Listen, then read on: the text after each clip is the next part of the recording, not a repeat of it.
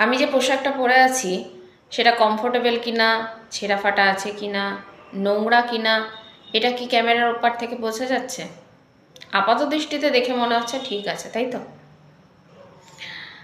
আমি যদি কোনো দামি জায়গায় গিয়ে চা খাই, চায়ে চুমুক দেওয়ার আগে অবধি আমার মন নিশ্চয়ই এটাই বলবে যে চাটা ভালোই হবে।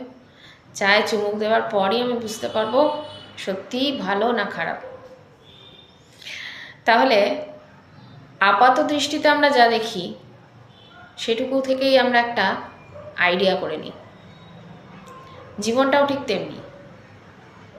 অন্যজনের জীবনটাকে আমরা ওই যেটুকু দেখতে পাচ্ছি তাতে মনে হচ্ছে সে খুব ভালো আছে, সুখে আছে।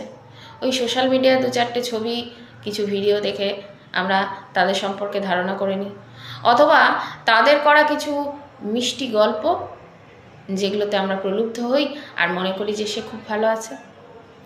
ভগবান সবাইকে সব কিছু দেয়নি, সবাইকে সব কিছু দেয় না, কিছু অপূর্ণতা রেখেই দেয়। আর এই অপূর্ণতা রেখে দেওয়ার কারণ হচ্ছে যেটুকু ভগবান দিয়েছেন তাকে মান্যতা দাও, তাকে আমরা যেন প্রাধান্য দিই।